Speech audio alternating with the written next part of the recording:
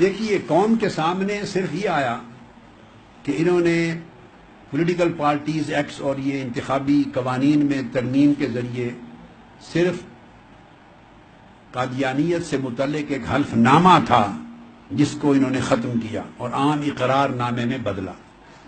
Media نے اس کا notice لیا.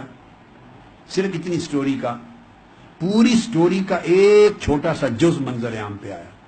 انہوں نے واپس لے لی. قوم خاموش ہو گئی اور لوگ یہ سمجھ رہے ہیں، ایون میڈیا بھی شاید یہ سمجھ رہا ہے کہ یہ ایک ایشو تھا جس کی گرفت کی گئی اور انہوں نے واپس لے لیا اور ختم ہو گیا. اس سے کہیں زیادہ گھناؤنا کام یہ کر چکے ہیں جو ابھی تک کسی کے نوٹس میں نہیں. وہ بتانا چاہ رہا ہوں آج. انہوں نے انہی ترمیمات کے تحت یعنی اصلاحات کے نام پر 9 قوانین پورے کے پورے جو انتخابی نظام سے متعلق تھے ان کو ٹوٹلی ڈیلیٹ کر دیا، منسوخ کر دیا. 9 قوانین. میں 9 جملوں کی بات نہیں کر رہا ہوں، 9 آرٹیکلز کی یا 9 سیکشنز یا 9 کلازز کی بات نہیں کر رہا. انہوں نے ختم کر دیا، ریپیل کر دیا.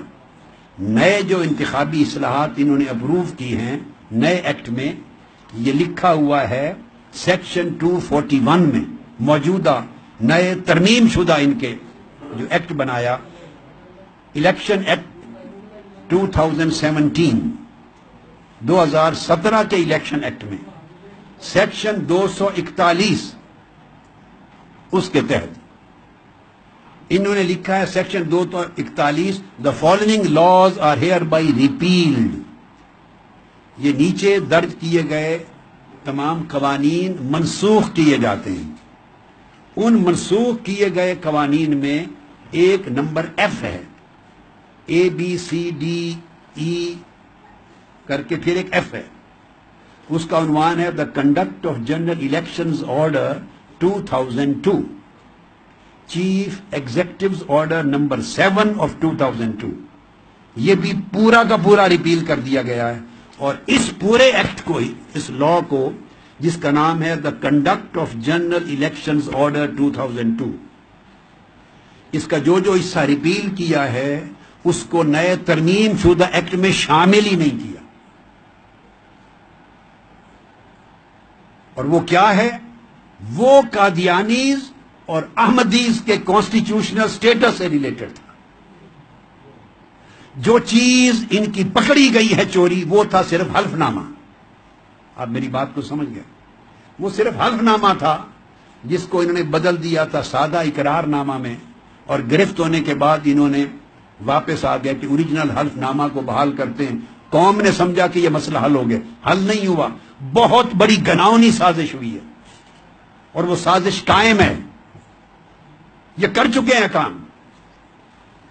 دا conduct of general election order 2002 جس کو ٹوٹل ریپیل کر دیا ہے، اس آرڈر کے سیکشن 7B اور اسی آرڈر کے سیکشن 7C کے تحت یہ بیان کیا گیا تھا کہ قادیانیز اور احمدیز جو ہیں ان کا سٹیٹس وہی ہوگا، ان کا سٹیٹس جو کانسٹیٹیوشن آف پاکستان نے واضح کر دیا، متعین کر دیا. اور پھر اس کی پوری تفصیل دی گئی، عبارت دی گئی. اس ایکٹ کے اس سیکشن 7B اور 7C میں پوری وضاحت دی گئی ہے کہ خاتمیت محمدی پر ایمان ہوگا، ختم نبوت پر اس معنی میں ایمان ہوگا، اور ان کا وہی سٹیٹس ہوگا نان مسلم جو آئین پاکستان نے مقرر کر دیا ہے دونوں طبقات کا، قادیانیز کا اور لاہوری احمدیز کا. یہ سارا سیکشن 7B اور 7C تھا. یہ سارے سیکشن ریپیل کر دیے ہیں اور ان کو بحال ہی نہیں کیا گیا. گویا آئین پاکستان کو منسوخ کر دیا گیا ہے جو 1973 کی ترمیم تھی ذوالفقار علی بھٹو کی اسمبلی میں.